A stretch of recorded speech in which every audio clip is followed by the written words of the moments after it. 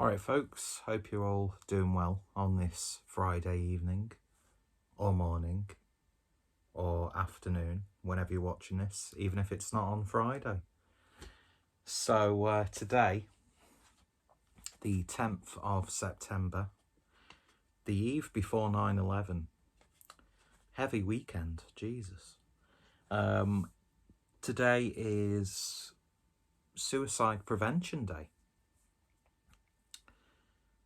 And I've gone into some details in these sorts of videos, but I thought this is something that affects a lot of people, and many people have thought about it, they've attempted it, they've known someone close to them who has attempted it and succeeded with it. So it's something that touches a lot more people than I think we actually realise. And I thought I would sort of like share my own story regarding that. Now, as some of you know, it's been a tough year for me this year. Breakdown of a relationship. My stepdad died, and then fairly recently, kind of witnessed a fatality of a man driving a car straight into the back of a lorry whilst I was at work. Luckily, I didn't actually see it happen, but it was just that, that idea of someone a few yards away just completely crushed and mangled with their own car. And at this point, there's been nothing sort of like released by the police about it. I think at this point they're still even trying to find the person's next of kin. But, that could have even been, suicide, because it was a stationary lorry and the car just went full force right into the back of it with literally only the boot of the car outside of the lorry. The rest was just crumbled underneath. But as hard as this year's been, as well as with, are we allowed to say the C word at this point? I don't know. But I will say it. And especially with COVID, it's been a hard slog for pretty much everyone. And some people might have lost someone during these testing times. And some of you guys who might be watching this may have even attempted it yourself.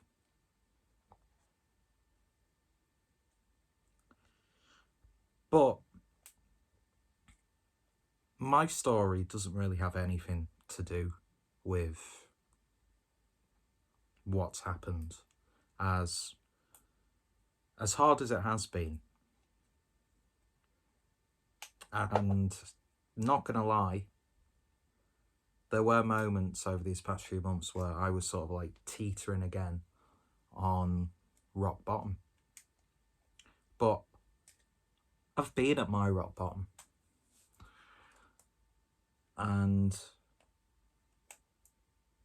there was a moment where, because I think a lot of people will sort of like casually think, oh, what if I did it? How would that affect other people? It's like, how would you do it? That sort of thing. These sort of like general conversations you might have with friends. Like, so if you were going to try it, how would you do it? Blah, blah, blah, blah, blah, that sort of thing.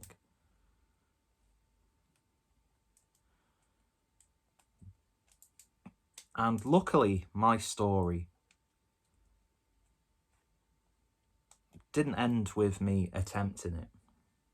It definitely didn't end with me succeeding in it. But there was one point in my life where, for a few moments, where I thought, I've got nothing else. The world around me completely crumbled. And I think people have heard this story before. I might have even done a video about suicide prevention last year during lockdown. But it must have been back in, I'm going to say about 2017. At the time, I was living in Germany. And at that point, a relationship that had lasted 7 years had come to an end. A lot of it was my own doing. In fact, the majority of it was my own doing, because as a person, I look back and I think I wasn't a bad person, but I was the sort of person who I look back now and I absolutely hate. I was lazy, I was uninspired, I was leeching off the generosity of others. You know, I wasn't working.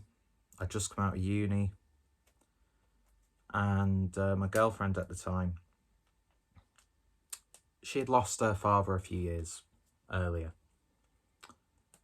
They didn't have the best of relationships. But after he died, she was left a sum of money that should have given her a comfortable life while she was studying at uni. But because of the person that I was, she was essentially keeping two people. And whenever I was given money, it was like scraps coming from the YouTube revenue at the time. Like buying and selling sorts of stuff, because I was a big film collector. And, I was regularly, buying a limited edition release really cheap and then selling it on for a really good profit.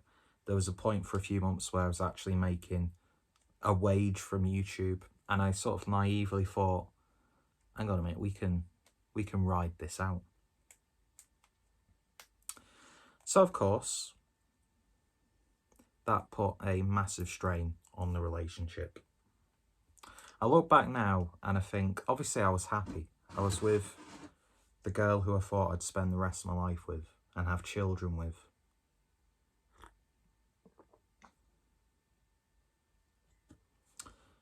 But of course, we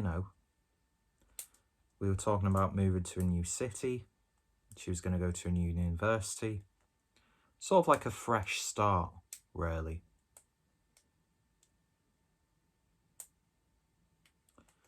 Then, one morning, I wake up and she's sat at the end of the bed, looking at me in tears. And that's when she told me that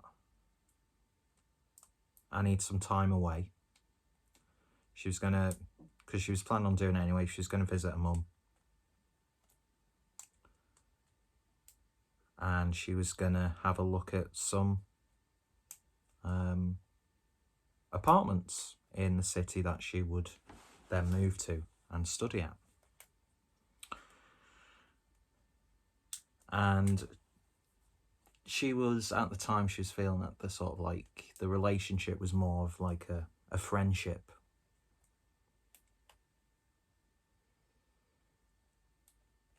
And looking back, I can't disagree with her.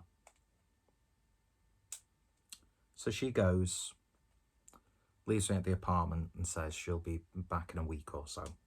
She just needs time to think, time away. So that was hard itself. But, you think, yeah, this is what we both need. So, a few days into it, we've hardly spoken since she's been away. What once was an amazing feel of anonymity in a city where you're not going to bump into anyone who you don't want to bump into, really did begin to feel so claustrophobic and genuinely lonely.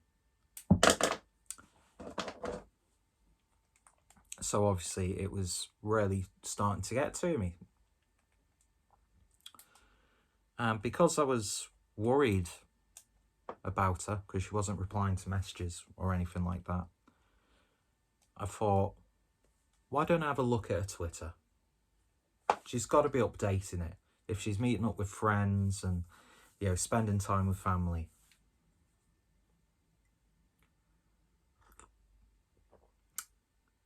And that's when I discover a tweet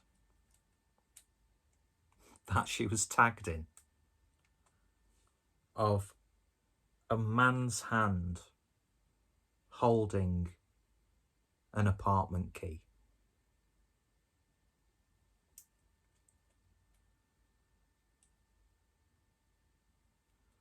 And that was the moment when I had discovered that she had met someone else.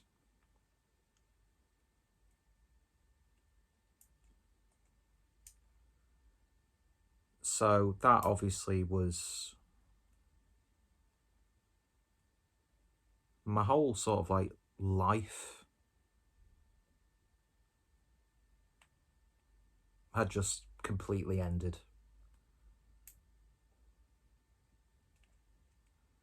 What made it a little bit worse was a few months prior, I'd come back to England to visit family.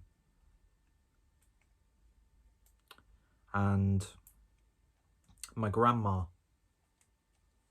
handed me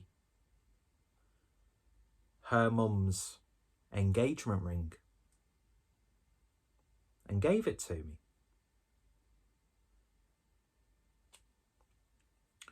So I was holding on to the sort of like the notion that when I got back to Germany, I'd pull my finger out. I could use us moving to a different part of Germany as like the ultimate fresh start, new place, find myself even at the most modest or menial of jobs. So I kept this ring hidden.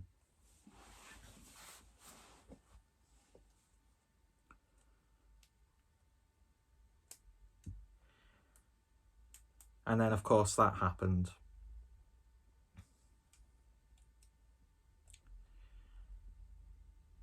When I told her that I knew, that obviously caused an argument and grief and stress for both of us.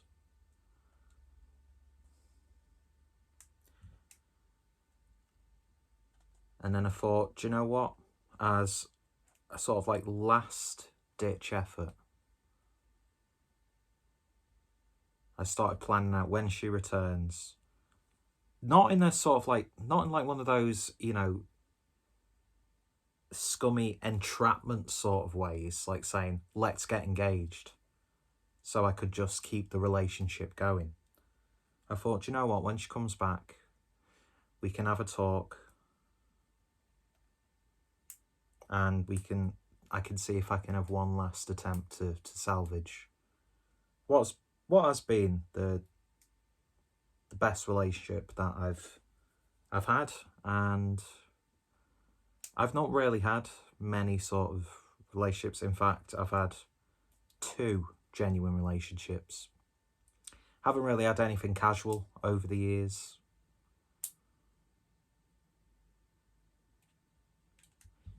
So I remember one day I was walking to the supermarket.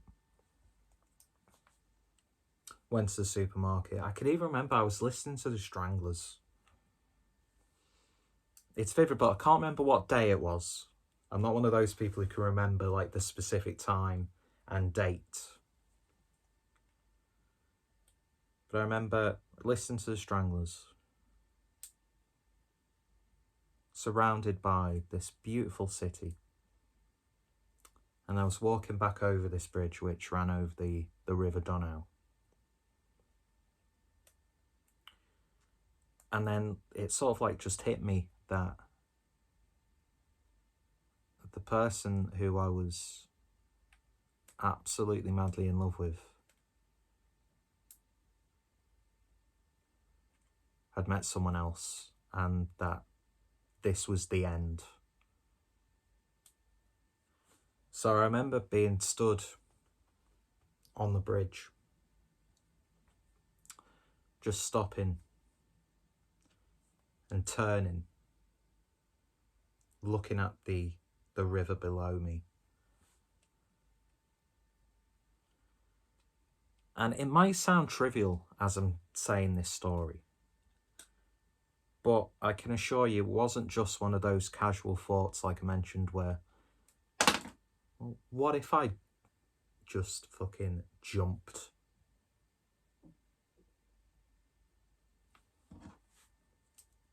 I must have been stood there for about 10 minutes, crying my fucking eyes out,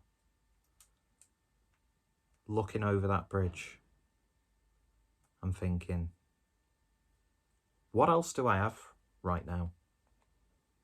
Everything I know and love has just completely crumbled, disappeared.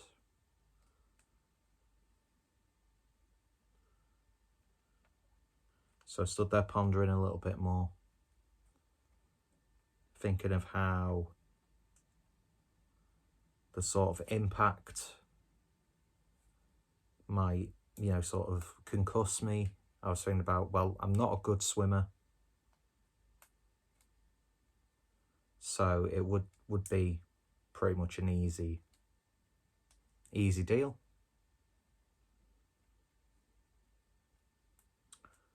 So I think more and more about it.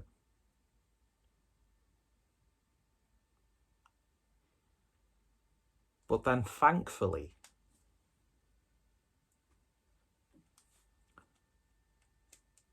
I had that moment of realization that a lot of people unfortunately don't have.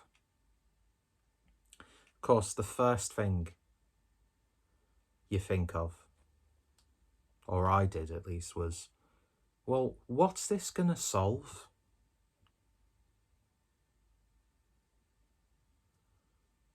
Then you think of, what about the people who I'm going to be leaving behind, who haven't really seen me for the last 4 years because I've been living in Germany?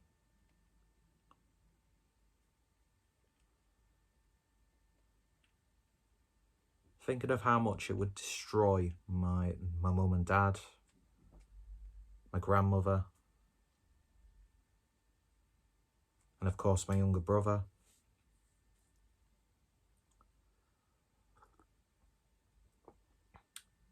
And then I started thinking of, what about all those things that I've wanted to do that I'll never get the opportunity to do so? The idea of not being able to listen to my favourite music, watch my favourite films, spend time with people who I care about.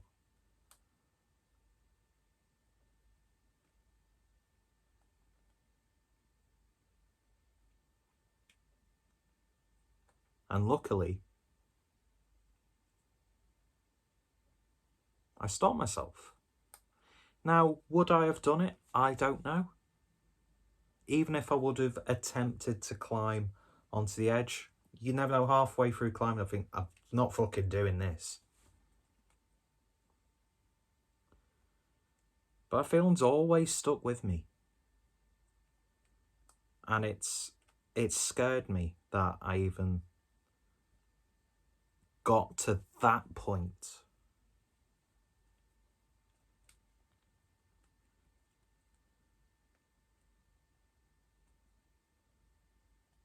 But like I said, not many people have that moment. Some might have it just before they die.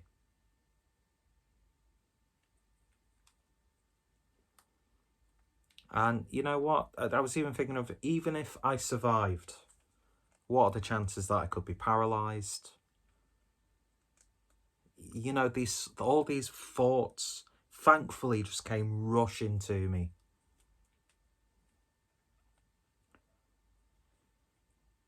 And yeah, that's my story, really. And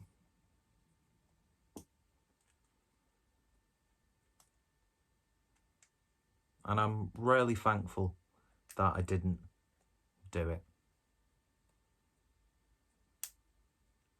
I mean, don't get me wrong, for about a year or so after that, or for a year, I wasn't a good person to be around when I came back. I was lashing out at people. I was just never sort of like engaging, seeing the good things in life. And even with what's happened this year, I take comfort knowing that, touch wood, I will never feel that low again. And it's one of those things, no matter how, even I find that story quite trivial. That experience is a very trivial experience. I know that. Do you know what I mean?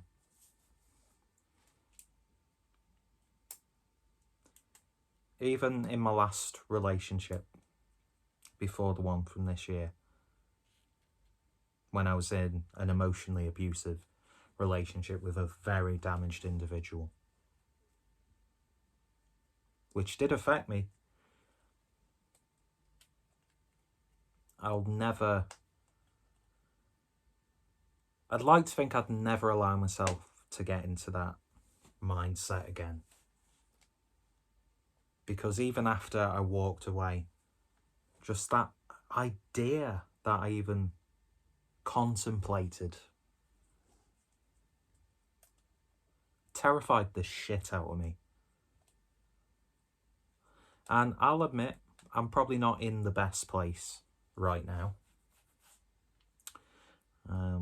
I've reacted terribly to my last heartbreak, to the point where it was almost distracting me from the grief of losing my stepdad.